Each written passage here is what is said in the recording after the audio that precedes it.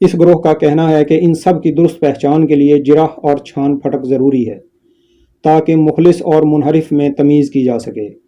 آزمائشوں میں کامیاب ہونے والوں اور ناکام ہو جانے والوں میں فرق کیا جا سکے۔ اس تمام کاوش کی وجہ یہ ہے کہ اگر دین کے سلسلے میں رہنمائی کی ضرورت ہو تو صرف ان لوگوں کی بات پر اعتبار کیا جائے جو رسول اکرم صلی اللہ علیہ وآلہ وسلم کے جانثار تھے اور ہر آزمائش میں پورا اترنے والے تھے۔ منافقین اور اسلام سے نکل جانے والوں سے کنارہ کشی کر لی جائے۔ مسلمانوں کے دوسرے گروہ کا نظریہ۔ اس گروہ نے رسول اللہ صلی اللہ علیہ وآلہ وسلم پر ایمان لانے والے سب لوگوں کو مجموعی طور پر اصحاب کرام کا نام دیا ہے اور ان کو دین کا اولین محافظ و مبلغ قرار دیا ہے، اور ان کے متعلق کسی قسم کی تفتیش و تحقیق کو نہ صرف انتہائی غیر ضروری قرار دیا ہے بلکہ تفتیش و تحقیق کرنے کے عمل پر نہایت ناپسندیدگی کا اظہار بھی کیا ہے۔ اس گروہ کا اصحاب کرام رضی اللہ عنہم سے حسن ظن اس قدر قوی ہے کہ انہوں نے رسول اکرم صلی اللہ علیہ وآلہ وسلم کے وصال کے بعد مسلمانوں میں ہونے والے اختلافات اور خون ریزی پر بھی خاموشی اختیار کر لی اور ان معاملوں کو اللہ تعالیٰ کے حوالے کر دیا ہے۔ اس گروہ نے اپنے اوپر لازم کر لیا ہے کہ وہ اصحاب کرام رضی اللہ عنہم کے متعلق رقم ہونے والے منفی واقعات کی لازمی طور پر اس طرح توجیح کریں گے کہ متعلقہ اشخاص پر کوئی الزام باقی نہ رہے۔ اس گروہ کے نزدیک صحابہ کرام رضی اللہ عنہم اور منافقین الگ الگ تھے اور ان کے درمیان میل جول اور تعلقات نہیں تھے۔ منافقین چند لوگ تھے اور وقت گزرنے کے ساتھ ساتھ ختم ہوتے چلے گئے۔ مثلا ڈاکٹر خالد محمود صاحب ابقات الانوار میں لکھتے ہیں، حوالہ نمبر 1، انبیاء علیہ السلام کے بعد صحابہ رضی اللہ عنہم ہیں جو بطور طبقہ محمود و منصور ہیں۔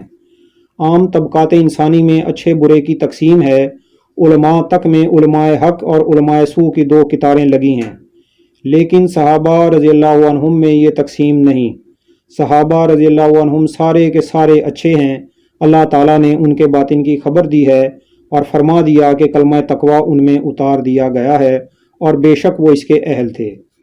کتاب ابقات الانوار صفحہ نمبر 29۔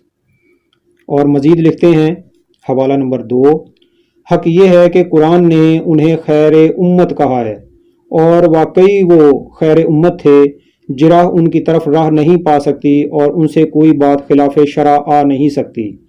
ابن اسیر الجزری 630 ہجری اس سوال کا جواب دیتے ہوئے کہ صحابہ جرح سے بالا کیوں ہیں لکھتے ہیں، اور صحابہ دوسرے راویوں کے ساتھ ہر بات میں شریک ہیں مگر جرح و تعدیل میں وہ دوسروں کے درجے میں نہیں، یہ سب کے سب عادل ہیں۔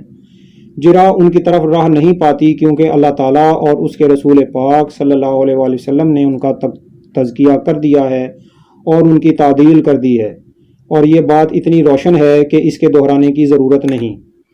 بحوالہ اسد الغابہ جلد 1 صفحہ نمبر 2، کتاب ابقات الانوار صفحہ 33۔ محصل نمبر 1، صحابہ رضی اللہ عنہم سب کے سب اچھے اور جرح و تعدیل سے بلند ہیں۔ ارشاد الحق عصری صاحب کتاب مقام صحابہ میں لکھتے ہیں، حوالہ نمبر 3، چنانچہ شیخ الاسلام حافظ ابن تیمیہ العقیدۃ الواسطیہ میں اہل سنت والجماعت کے عقائد و اصول بیان کرتے ہوئے لکھتے ہیں، اہل سنت والجماعت کا اصول ہے کہ وہ اپنے دلوں اور زبانوں کو رسول اللہ صلی اللہ علیہ وآلہ وسلم کے صحابہ رضی اللہ عنہم کے بارے میں محفوظ رکھتے ہیں۔ العقیدۃ الواسطیہ صفحہ 111، منہاج السنہ جلد 2 صفحہ 219-220۔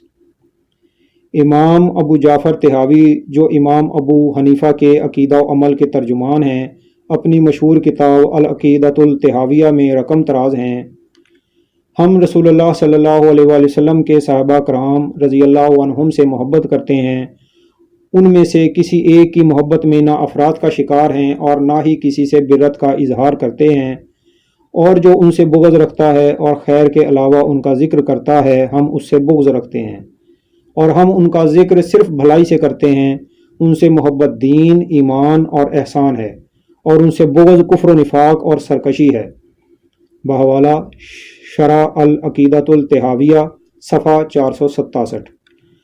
حضرت شیخ عبد القادر جیلانی رحمۃ اللہ علیہ حضرات صحابہ کرام رضی اللہ عنہم کے مابین ہونے والے مشاجرات کے بارے میں اپنے تبصرہ کے بعد فرماتے ہیں، اہل سنت اس پر متفق ہیں کہ صحابہ کرام رضی اللہ عنہم کے مشاجرات اور ان کی کمزوریوں پر خاموشی اختیار کرنا، ان کے فضائل اور خوبیوں کو بیان کرنا، اور حضرت علی، طلحہ، زبیر، عائشہ اور معاویہ رضی اللہ عنہم کے مابین جو اختلاف ہوا اسے اللہ کے سپرد کرنا واجب ہے، جیسا کہ ہم پہلے بیان کر چکے ہیں۔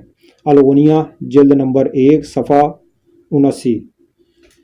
شارح صحیح مسلم امام محی الدین النووی فرماتے ہیں، اہل سنت اور اہل حق کا مذہب یہ ہے کہ سب صحابہ کرام رضی اللہ عنہم کے بارے میں حسن ظن رکھا جائے، ان کے آپس کے اختلافات میں خاموشی اور لڑائیوں کی تعویل کی جائے۔ وہ بلا شبہ مجتہد اور صاحب رائے تھے، معصیت اور نافرمانی ان کا مقصد نہ تھا، اور نہ ہی محض دنیا طلبی پیش نظر تھی، بلکہ ہر فریق یہ اعتقاد رکھتا تھا کہ وہی حق پر ہے اور دوسرا باغی، اور باغی کے ساتھ لڑائی ضروری ہے تاکہ وہ امر الہی کی طرف لوٹ آئے۔ اس اجتہاد میں بعض راہ ثواب پر تھے اور بعض خطا پر، مگر خطا کے باوجود معذور تھے کیونکہ اس کا سبب اجتہاد تھا، اور مجتہد خطا پر بھی گناہ گار نہیں ہوتا۔ حضرت علی رضی اللہ عنہ ان جنگوں میں حق پر تھے، اہل سنت کا یہی موقف ہے۔ یہ معاملات بلا شبہ بڑے مشتبہ تھے، یہاں تک کہ صحابہ کرام رضی اللہ عنہم کی ایک جماعت حیران و پریشان تھی۔ وہ جماعت فریقین سے علیحدہ رہی اور قتال میں حصہ نہیں لیا۔ اگر انہیں صحیح بات کا یقین ہو جاتا تو وہ حضرت علی رضی اللہ عنہ کی معاونت میں پیچھے نہ رہتے۔ شرح مسلم للنووی جلد نمبر 2 صفحہ 272 اور 390۔ حضرت امام غزالی رحمۃ اللہ علیہ نے بھی فرمایا ہے، اہل سنت کا عقیدہ یہ ہے کہ تمام صحابہ کرام رضی اللہ عنہم کا تزکیہ تسلیم کیا جائے، سب کی تعریف کی جائے جیسے اللہ تعالیٰ اور رسول اللہ صلی اللہ علیہ وسلم نے ان کی تعریف کی ہے۔ حضرت معاویہ رضی اللہ عنہ اور حضرت علی رضی اللہ عنہ کے درمیان جو کچھ رونما ہوا وہ اجتہاد پر مبنی تھا۔ احیاء العلوم جلد نمبر 1 صفحہ 120۔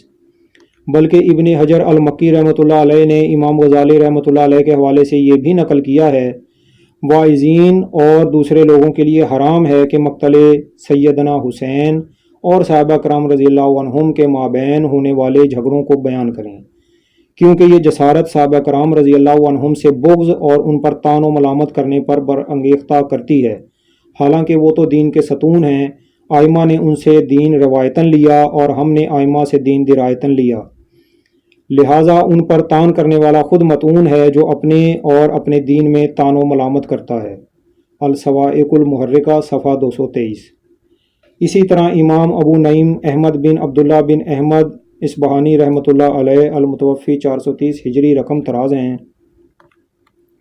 صحابہ کرام رضی اللہ عنہم کی خطاؤں سے خاموش رہنا، ان کے محاسن و مناقب بیان کرنا اور ان کے معاملات کی اچھی توجیہ کرنا ان مومنوں کی علامت میں سے ہے جو اخلاص سے ان کی پیروی کرتے ہیں، جن کی تعریف اللہ تعالیٰ نے بیان فرمائی ہے کہ جو ان کے بعد ہیں وہ کہتے ہیں، اے ہمارے رب، ہمیں اور ہمارے سابقین مومنین کو معاف فرما دیجئے۔